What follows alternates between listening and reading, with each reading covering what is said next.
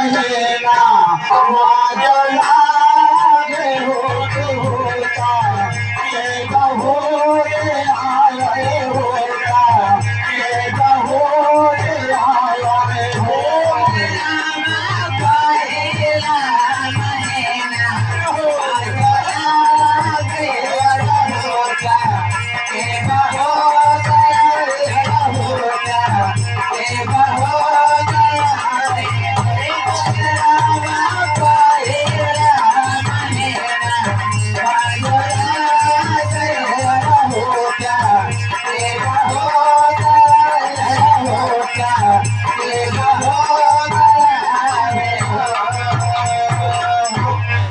मोरे रामा सारे कहिया होई गए माता वाला हो घूमा रे बहो रे आवे घूमा रे बहो रे आवे हो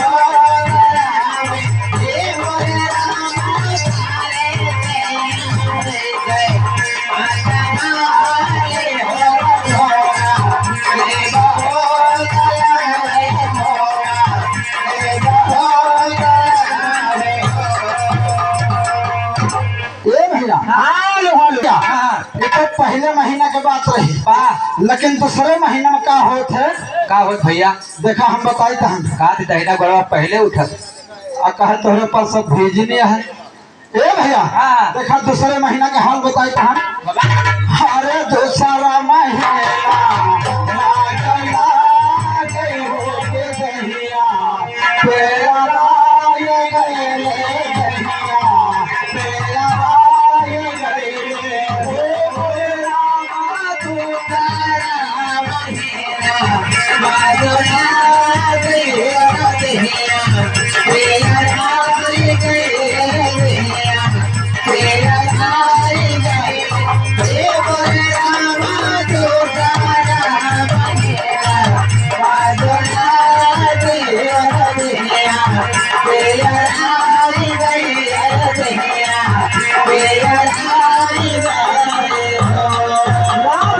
हम पहले बता लगन कैसे कैसे मोरे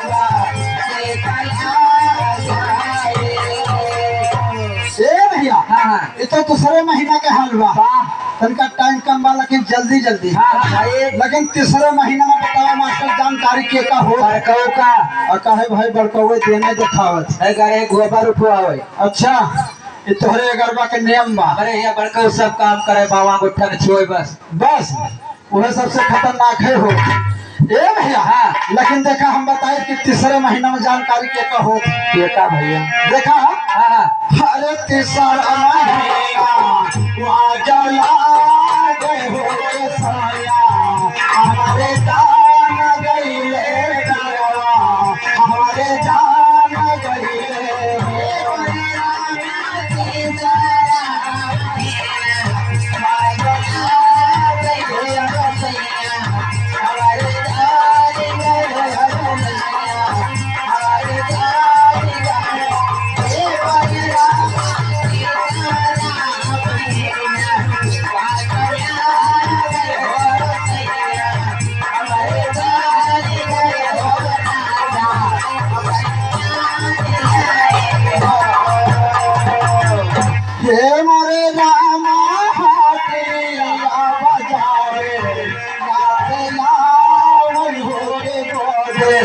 या चलाई हो के गोदे या उठाई हो तेरा बजारे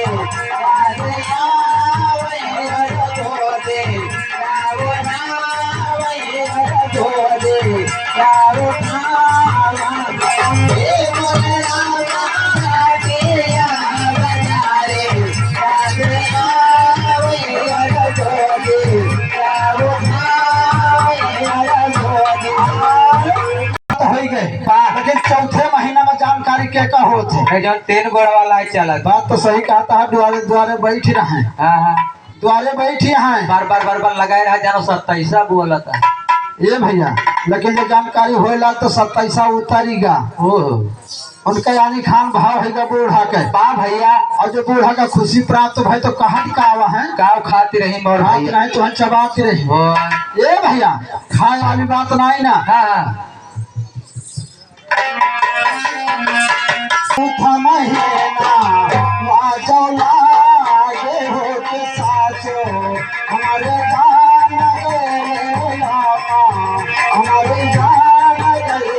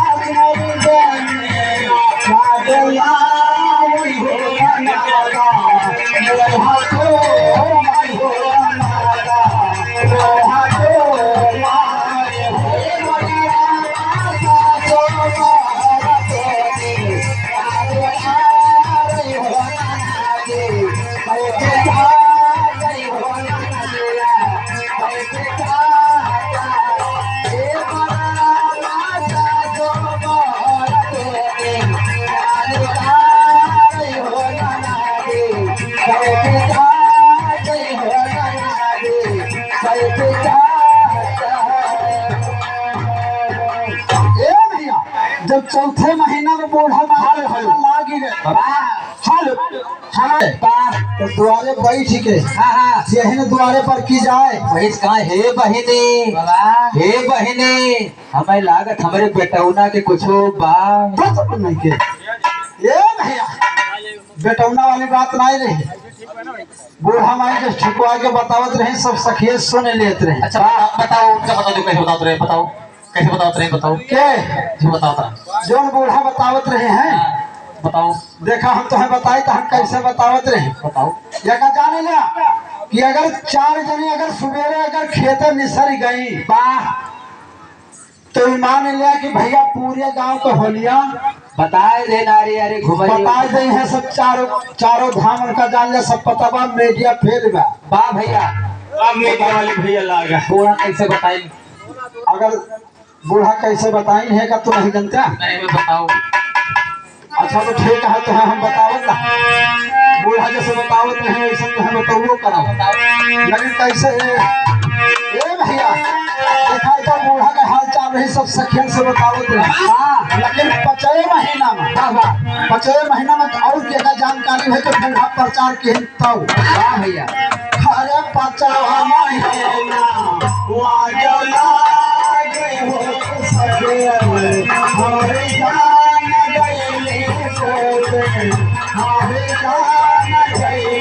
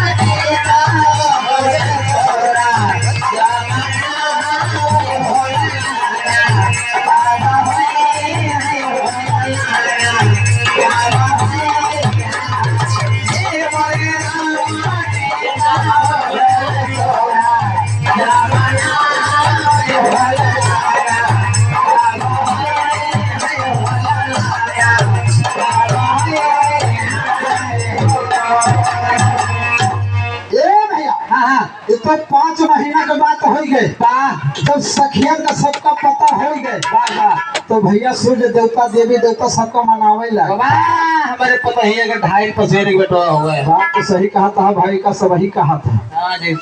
ये भैया लेकिन मास्टर देखा हो कैसे बा, और जब 5 महीना के बीत के भैया तो 6वां महीना लाग गया।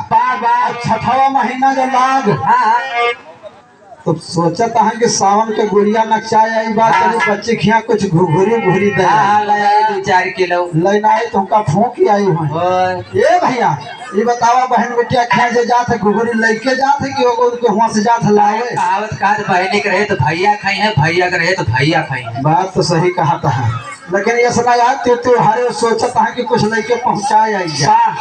लेकिन मास्टर 6ठे महीना के हाल आए तो भैया जो सोच रही कि गुड़िया नचाई गए त्योहारी दे आई जाए। लेकिन अब देखा का आगे होते का होए कमर उमर हो के निकल पड़ेगा। अब तो रहबे नहीं भाग बन बतावे का कैसे निकलबे करें। ये हमारे पिंटू बाबू की तरफ से सेवा शासक कैसे होता कैसे। अरे 6ठा महीना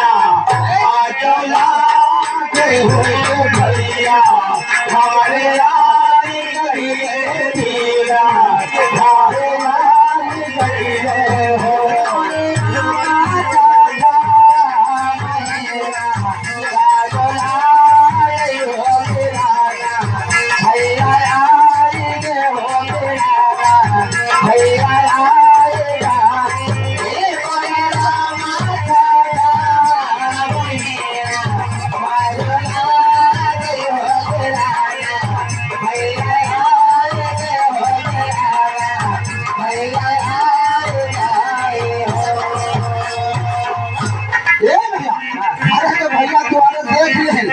तो जाए के बूढ़ा से अपने कहा कि जात है का भैया से हमारे बता दिया कि हम नहीं हरे अब की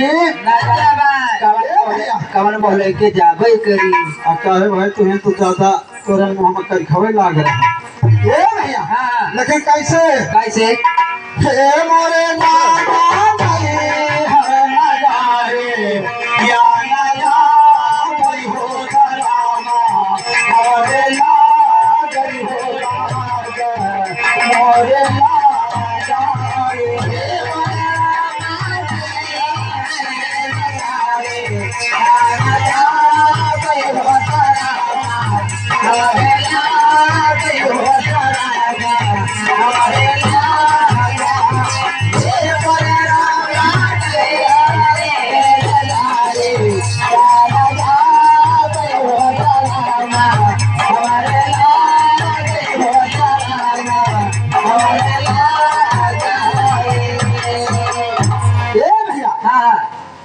ये तो 6ठे महीना के हाल यार।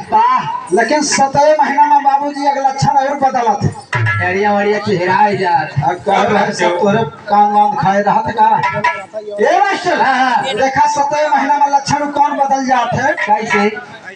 अरे 7वां महीना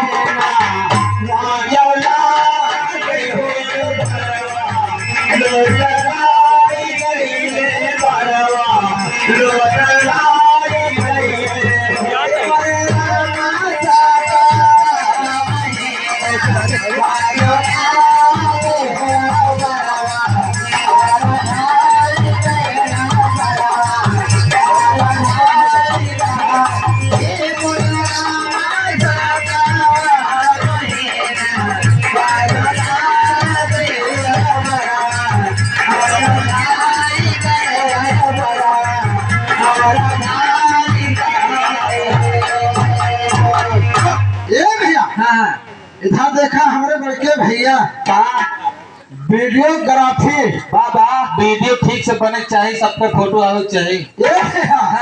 देखा यही खुशी में जब 7वें महीना का हाल शुरू का नहीं नहू को बड़ा भीजिया है कुछ जानता है सब ये मास्टर। तब देखा 20 रुपया निसार के दे दे लेकिन होता बात ये दूसरे का दर्द समझे हुए तो दे। हाँ बात तो सही कहा था भैया। अरे 7वां महीना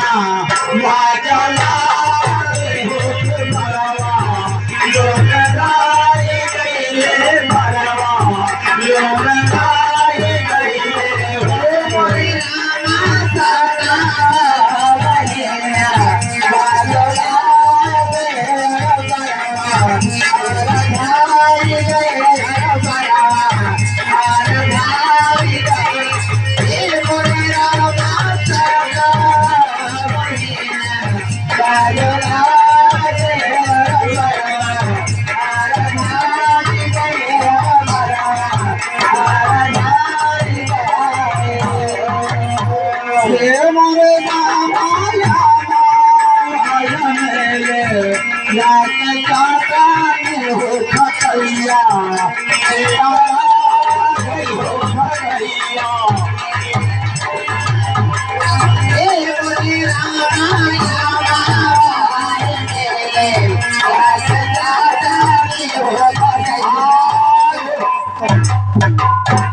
राहुल के मामी जाने हाथ ब्रेक मार दी होती ए भैया पागा कोट निवासी वाह राहुल की मामी की तरफ से लाग का महीना 8वां और 8वां महीना लाग भैया तो जान लिया कि मरहा मामा उबाल आइए लेकिन कैसे 8वें महीना में देखा कौन दशा होते भैया हरे 8वां महीना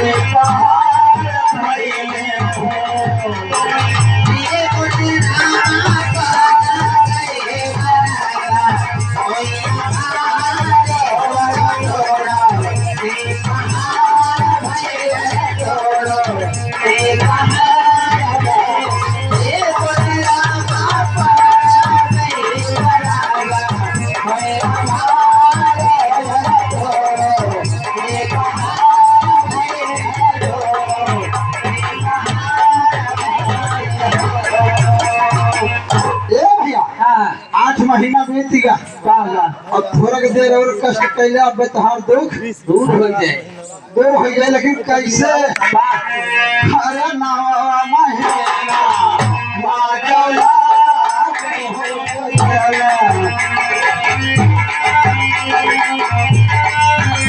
भैया हुआ चला गया भैया हो के भागो